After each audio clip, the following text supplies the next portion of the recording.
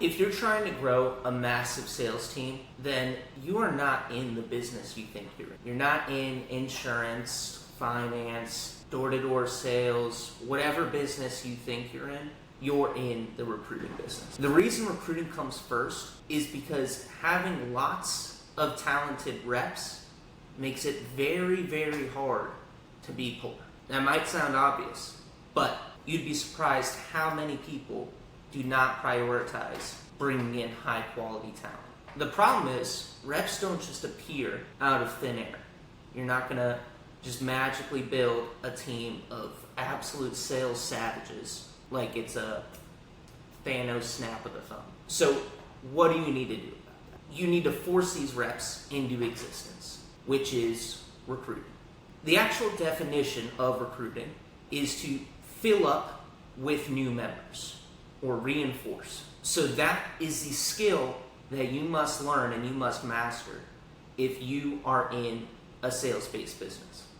The analogy I like to give here for building a sales team is a lot like racing. You can have a great vehicle and a phenomenal pit crew, but if you put a 16-year-old girl in a car that just got her license up against professional NASCAR drivers, I don't care if she's driving a Ferrari and they're driving 2000 Honda Civics, they're still going to win. As Dom Toretto from Fast and the Furious would say, it's not about what's under the hood, it's about who's behind the wheel, which is the exact same thing you need to remember when it comes to building and scaling a sales team. I'm sure you've already seen that. The difference between the worst sales rep you've ever seen versus the best sales rep you've ever seen is 100-fold. But what about the difference between the best onboarding and best ramp-up system versus the worst onboarding and ramp-up system you've ever seen? Probably not to that same degree of a variable. It's probably not going to have nearly as large of a quick story. I've never worked in sales. I've never worked as a sales leader, and that might shock a lot of you, particularly because I own a recruiting company for salespeople. Give me 90 seconds and I'll prove to you why that's a good thing. Now, my first year in business, I sold pretty much anything that I could sell. So I started selling websites. When those didn't make me the amount of money I wanted to make, I started selling lead generation because that seemed like something people valued at a higher level, and social media marketing, things that are actually going to drive revenue for a business.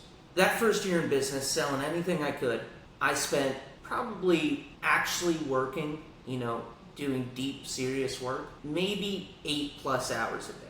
Maybe.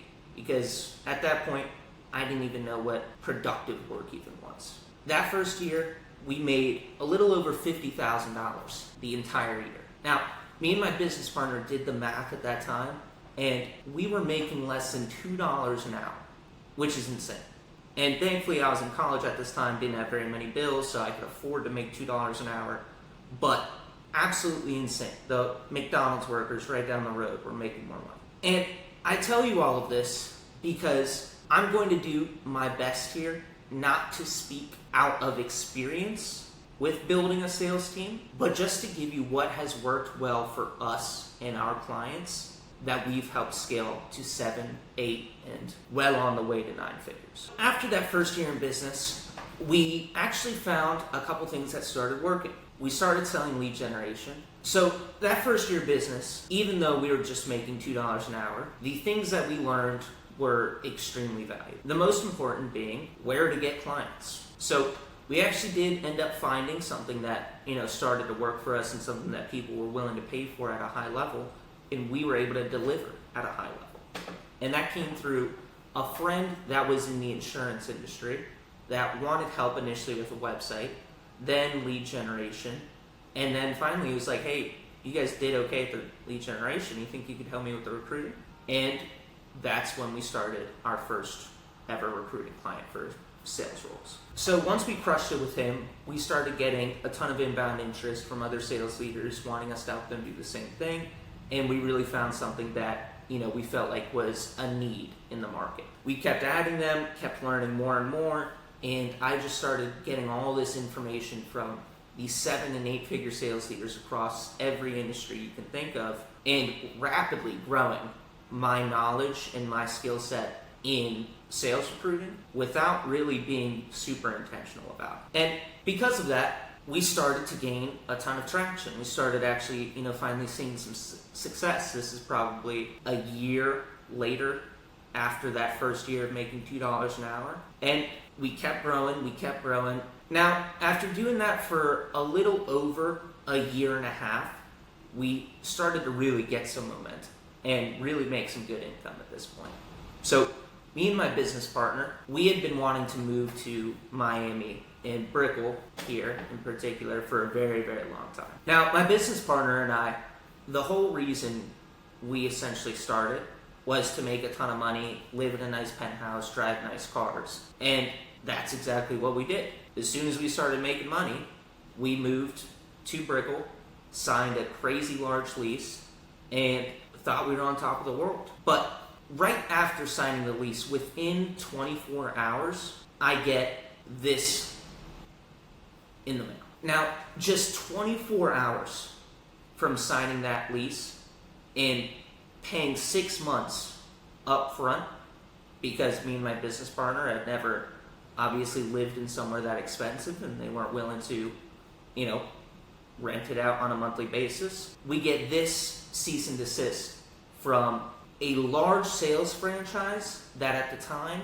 had 30 to 40% of our customer base. Overnight, our business was pretty much cut in half. And these are the clients telling me to go F myself because they can no longer work. We started thinking of anything we could do to make up for that lost business. Should we sell other companies? Should we sell in other industries? Should we sell other services?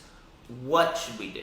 So after that, I essentially go into an existential crisis, wondering, what are we going to sell? Do we sell other companies? Should we sell other industries? Should we sell other services? How are we going to make up for this lost revenue? And rather than changing what we were doing, we decided, maybe naively, that we should just double down and say, you know what, F you back. And this is how much we were selling our program for at the time.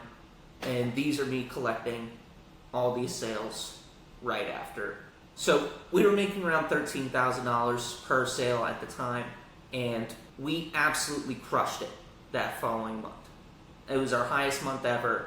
We had done more by far than we had done in a single month anytime else. And this is a screenshot from that month. We did around $63,000, which at the time we had extremely high profit margins, and this was a lot coming to us, especially for, I think I was maybe 22 years old. So I've sold or brought new members for websites, lead generation, recruiting, social media management, almost anything under the belt or realm of marketing. And the reason I bring this up is because all recruiting is bringing in new members, as I was saying before. So that skill has served me not only in the ability to, live the lifestyle that I always wanted to, but more importantly, be able to be a safety net for whenever things didn't go my way.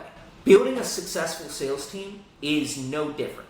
To have a successful sales team means that other people are selling for you.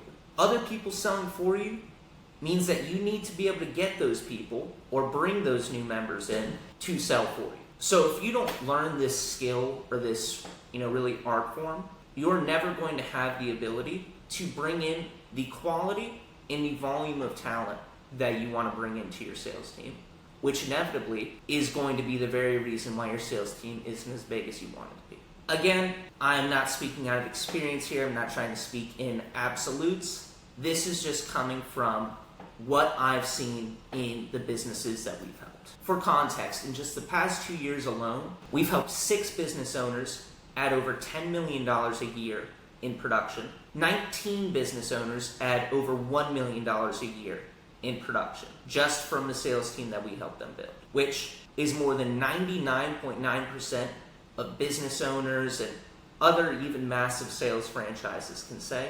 This is without having any prior sales experience, which, to my understanding, is pretty absolutely unheard of in the sales space. If you want the number one thing I really contribute that to, it's getting perspective from all the best of the best across sales industry. If I wasn't able to work with all these different people and learn the different ways that they do things and why it works this way, why it works better this way, I would never have been able to compile all of those best practices and implement them across all of my clients. Let's get into the agenda for this course and what we're going to be doing.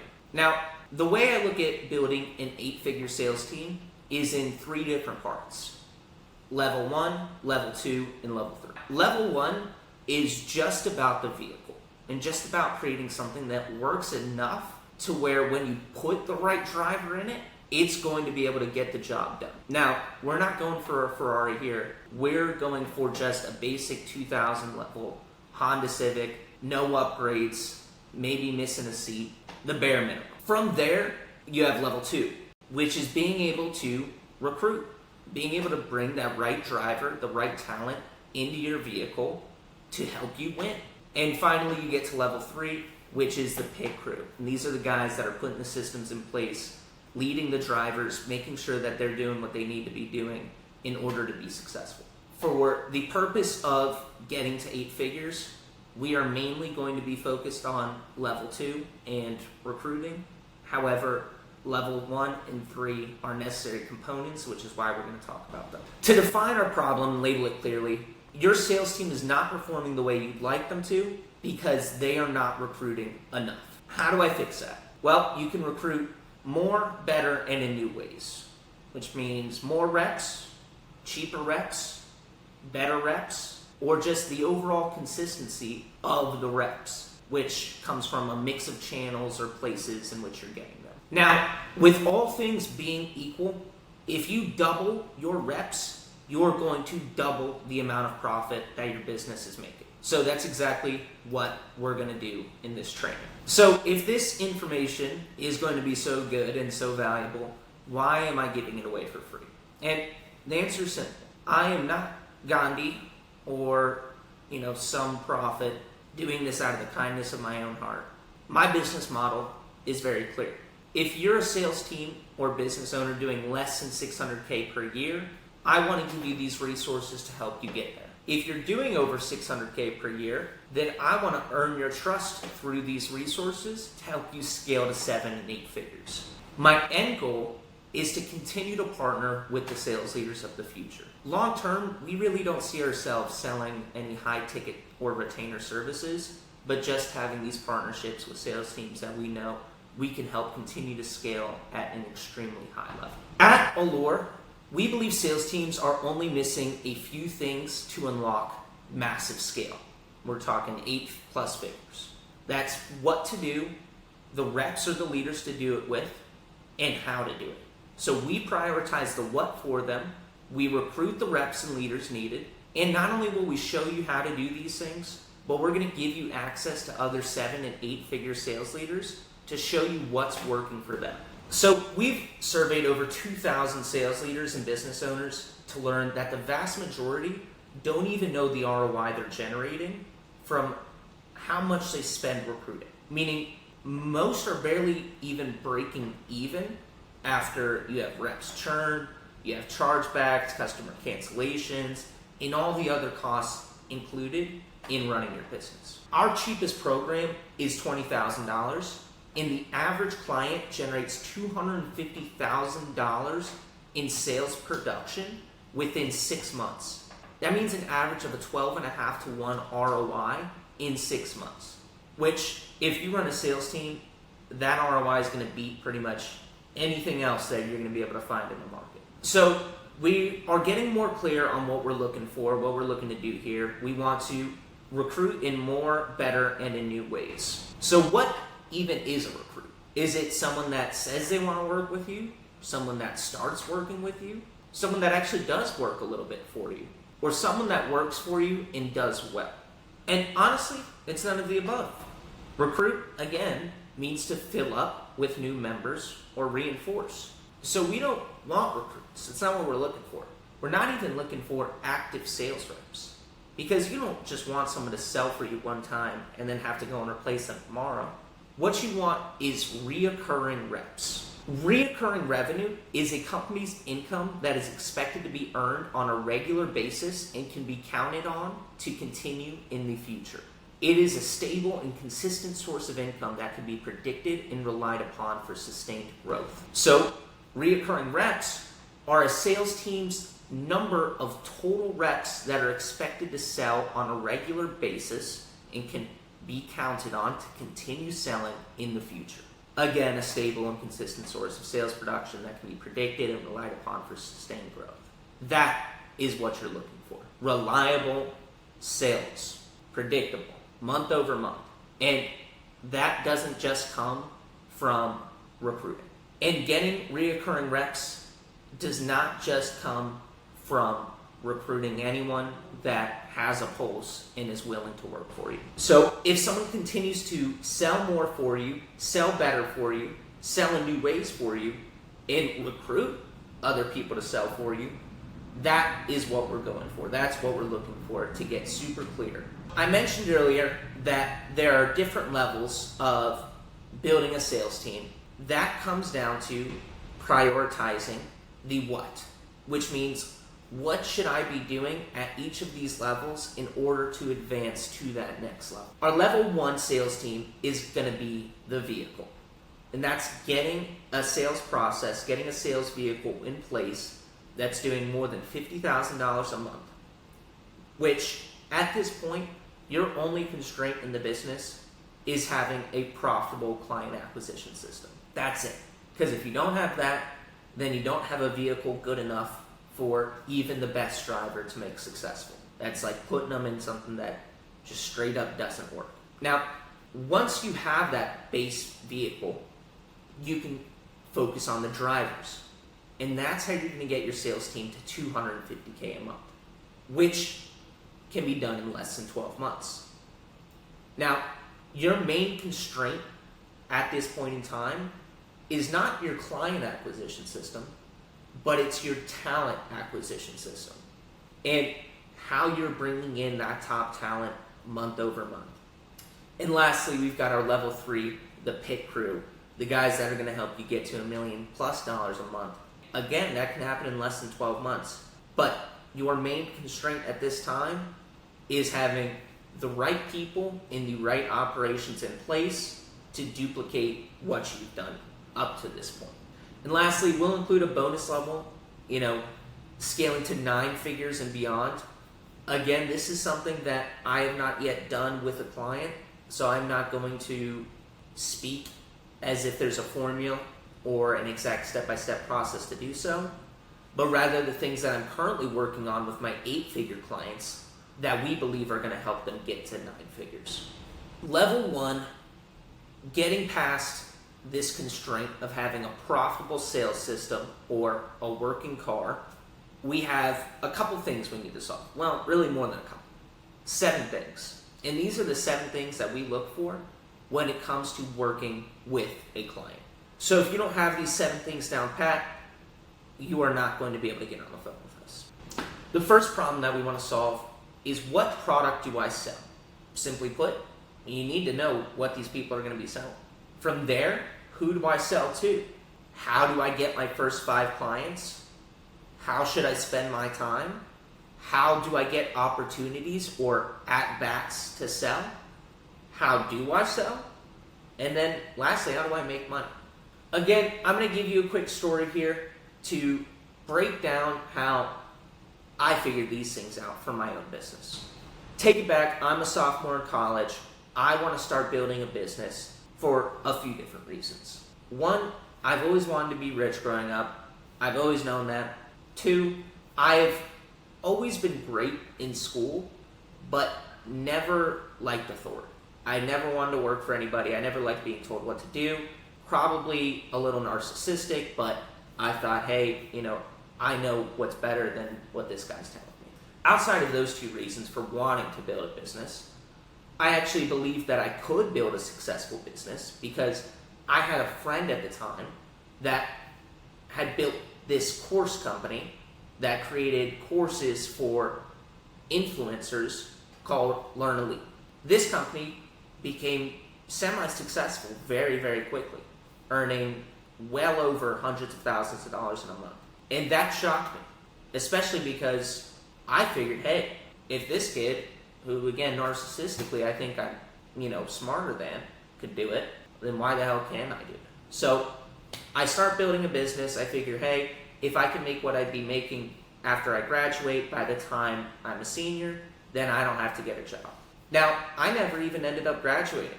We started doing so well before then that I didn't need to finish. How did I do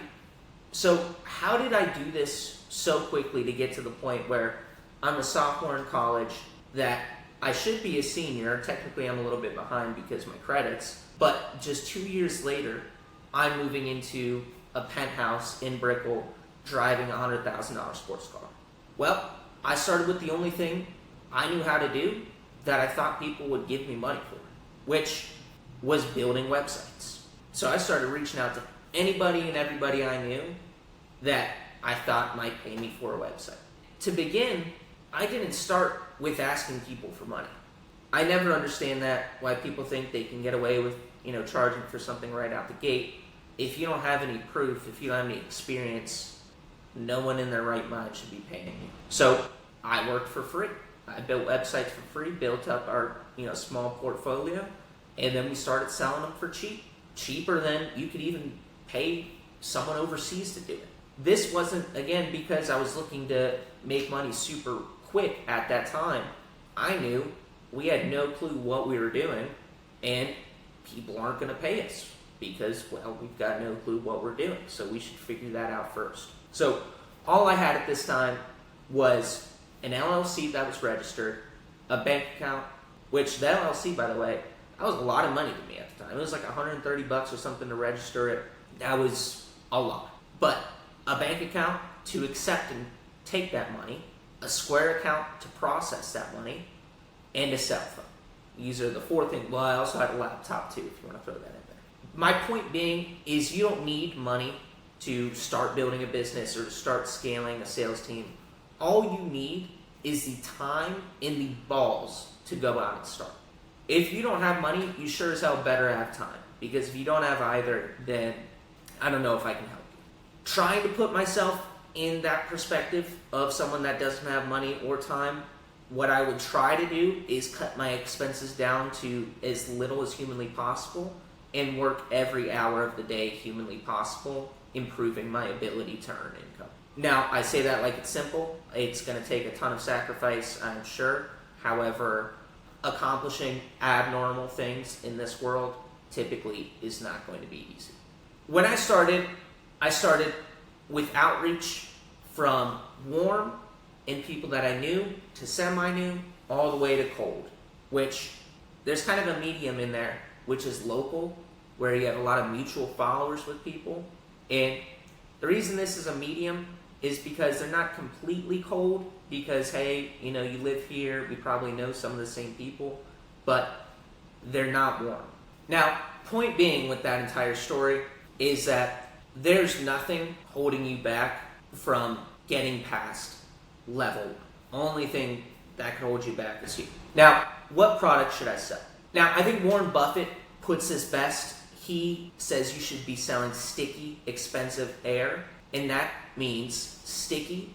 The client perceives it as a need, which means they're unlikely to cancel and likely to buy more. Expensive, meaning that you make a ton of money when you sell it. And air, meaning that it's extremely cheap to deliver or acquire a customer, which means there's a lot of profit every single month. So what are some examples of sticky, expensive air? Well, Netflix, Gucci, or luxury brands, and pills. These are some of the greatest examples. And that's because they either sell for a very high price and have an extremely low cost to deliver. Take Netflix. It's, I don't even know, $15 a month at this point. Now, to actually deliver the service, it costs less than a fraction to do so. Now, the ideal product that I would recommend starting with, if you don't have anything in mind, would be a high-ticket service. And the reason being is because it's something that people perceive as valuable and something that they need. So there's a lot of pain you can tap into, which makes it easier to sell, easier to retain, and a faster overall process from impression to money in your pocket. high commission is important because it keeps you competitive in your advertising.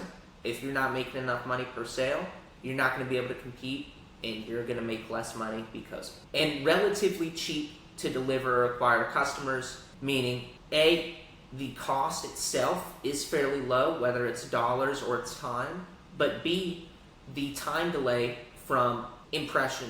And lastly, relatively cheap to deliver and or acquire customers. Now, this should be something ideally where you have 60+% margins at the minimum. That's already not really ideal, but the ideal spot would be closer to 80% plus. Your marketing expenses and everything else that goes into it.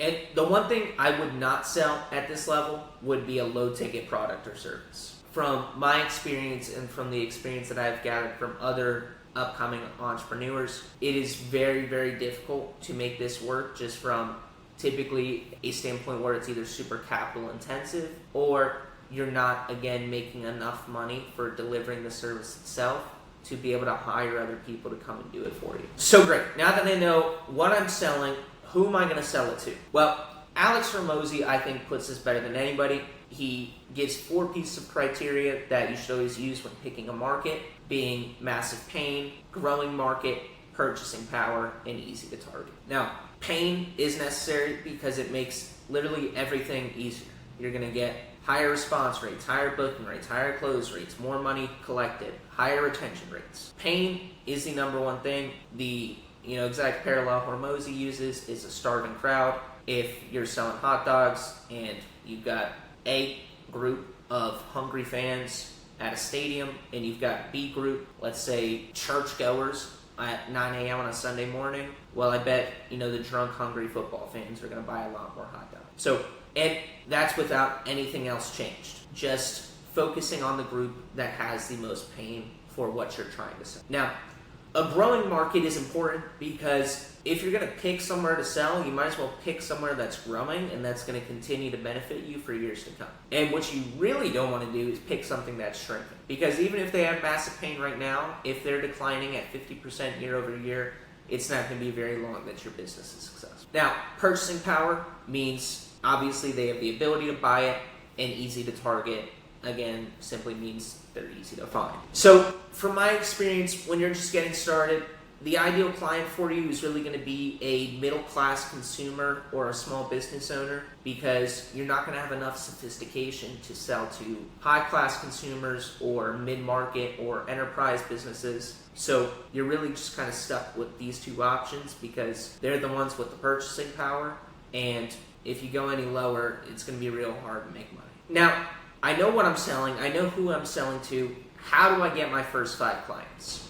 Now, getting your first 5 clients. Well, where you want to start and where I've seen pretty much everyone start is a warm market. People that are already in your network, because if you can't convert people that are already in your network, people that feel like they have to hear you out, people that feel like they maybe owe you one, it's going to be 1,000 times harder for you to convert a cold stranger that doesn't know you, doesn't like you, doesn't want to hear from you. So it might be a sign that maybe you need to go back to the drawing board with what you're planning to offer or the clients that you're looking to serve. However, that's only after having done this, which is reaching out to 100 of those people in your network every single day until you hit those first 5 clients. If you don't have that many people in your network, then you need to go and focus on building your network, which, again, you should probably start in the warmest markets, in the easiest places to do that. Now, one thing I see is many sales organizations do this in a very MLM scammy type of way,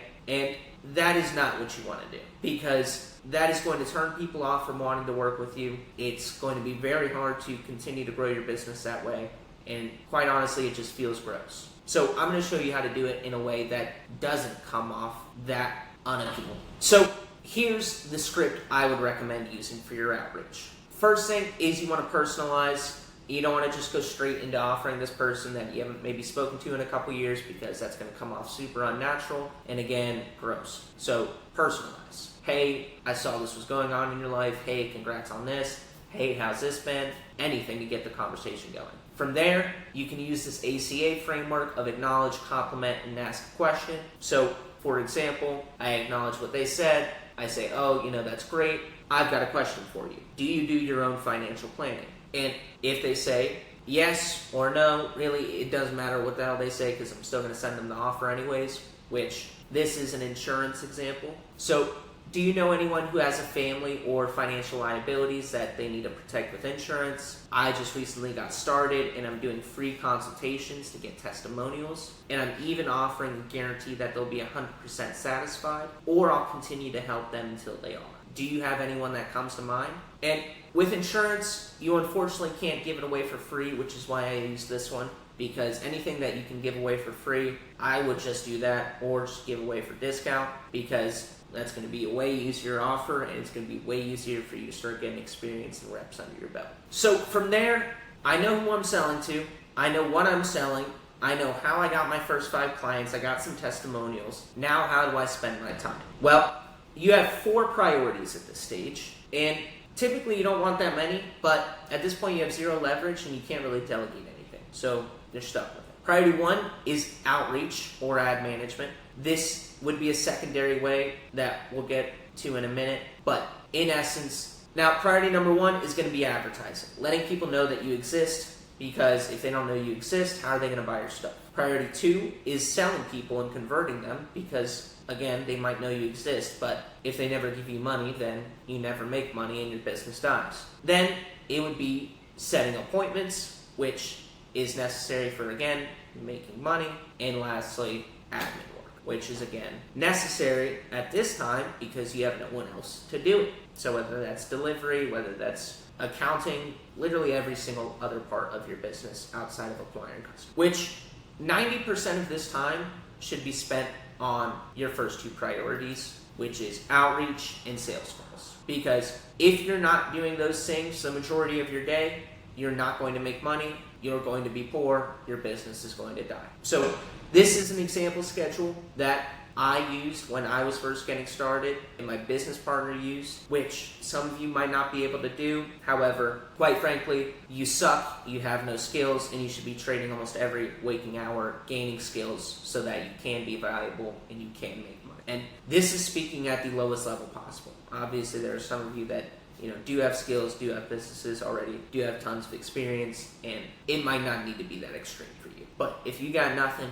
you got to take it to the highest possible extreme. Now, to recap, I know what I'm selling, who I'm selling to, how to get my first 5 clients, what my day should look like, how do I actually get opportunities to sell. Because I can continue doing outreach all day, but I'm sure there are better ways to get opportunities. Now, the first action step is making yourself look credible. Because once you start reaching out to cold strangers, you got to go into it with the mindset that they don't know you, they hate you, they don't want to hear from you. So you got to give them a reason to want to open your message, want to open your email, want to answer your cold call, want to continue a conversation to possibly end up becoming an opportunity. So the 3 simple things you need to do: website, have testimonials on it; social media page, testimonials on it; LinkedIn profile, and ideally, when you Google search your name or your business, those things also pop up. That's the basic of what you need. Anything more advanced than that isn't really necessary at this level, but those are the things that you're going to get a lot of questions about if you don't have any. Now, once I've made myself look credible, how do I get impressions? How do I get people to see my offer and potentially want to talk? Well, again, this is a Hormozi thing here. The rule of 100, at least I believe he came up with it. You want to use the rule of 100 to generate traffic. You can do this by either spending money on paid ads or by sending 100 plus outreaches a day. Now, there's a ton of context here. If you have no money and you have no skills, you need to be doing outreach and not spending money that you don't have, especially if you don't know if you don't have the skills to make a return out of that money. Now, if you are in a position where you're selling something that is very difficult and very competitive to do outreach for, and you have no time and money, well, there are other things you could do. Now, if you have skills and you have money saved up, then you can go ahead and start with something a little bit more advanced like paid advertising. But my recommendation is always do outreach, because that's going to be the least capital intensive way for someone to find out if they're going to be able to become successful at something which is going to make it the highest overall chance that they are successful. Because if I've learned anything about why 90% of businesses fail or whatever the stat is in their first 5 years, it's because they don't have money. So make sure your finances are secure first, which means trading effort and time for money. So my next action step for generating at-bats or opportunities is going to be picking a niche to target. And this is because up front, you don't want to start with just anybody who you could possibly sell to, but the people that have two things: the highest revenue potential and the highest likelihood of succeeding. So what you can brainstorm is which of those groups in your market are that. Now, if I were a realtor, these are some examples. You could take a local approach, which could be targeting people, for example, like newlyweds. Well, lots of newlyweds, first thing they do is buy a home. And this is important to them because they plan on spending the rest of their life with this person, and maybe it's in this home. So they're going to perceive a lot of value out of this solution. But not only that, but they're in a spending frenzy. They're getting used to spending a lot more money, marriage, wedding ceremony, everything that goes with it, and this is a good time to strike. Now, a different example would be taking a nationwide approach and taking an extreme approach of revenue potential, which could be something like selling luxury homes to celebrities or large business owners. But when you're getting started, you probably don't have that kind of leverage, and you probably want to start with something a little easier. From there, you've got to create your Dream 100 list. This is a Russell Brunson, concept, activity, whatever you want to call it, where after you've figured out your niche, who you're selling to, you want to find 100 people that already have this audience that you're looking for. Because you can leverage these people to find prospects, to learn what's working in advertising to this prospect. And quite honestly, there are a lot more use cases that he doesn't really talk about. But most importantly being, this is your never-ending waterfall of clients. This is how you're going to find and get clients for years to come. So for outbound, what this might look like is identifying 100 social media pages that this niche follows. So let's say, for example, you're looking for local moms. Well, there's an Instagram page called Miami Moms. Now, on the flip side, if you're doing paid advertising, you want to identify 100 interests that this niche has. So again, if we're sticking with the moms, an interest could be parent. Now, I've got my targeting laid out. Next, I've got to craft my messaging and how I'm going to get these people or this traffic to convert.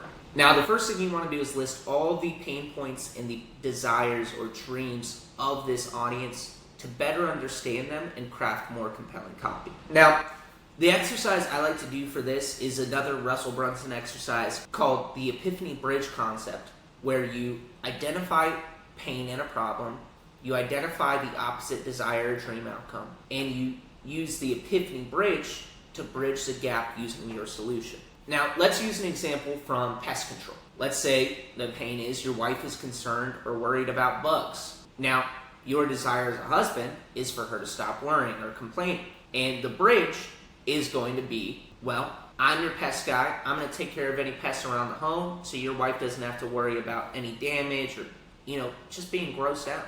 Okay, great. Now that I've got my Epiphany Bridge and I understand my audience, how do I turn this into something that takes traffic and converts it into opportunities? Well, the hook, story, offer concept is how you articulate your copy and how you craft compelling copy for someone to take action. Starting most importantly with the hook, where 80% of your advertising dollars spent. And this is because if someone doesn't see your offer, it doesn't matter how good it is. It could be the best offer in the world. If you don't grab their attention, they're never going to see it. They're never going to buy. Your business dies. So let's use an example for selling insurance. Are you a Florida homeowner? Well, Paul was a Florida homeowner. He died, but at least his wife and kids didn't have to worry about losing their home. We'll give you up to $350,000 in coverage on your mortgage balance, and this can start as low as $3 a day. Just click apply now, fill out some questions, and then book a call with our team to see if we can help. Now, one pro tip to this is keeping your copy clear, concise, and below a third grade reading level, especially if you're selling to even just small business owners and middle class Americans, because most people on average aren't good readers, aren't very smart, and aren't very articulate. So if you want to convert them, you want to make what you're trying to get across as simple as humanly possible. So great. Now I'm getting these people to respond to me. They're interested. They want to know more. Once you've done this, you're not done.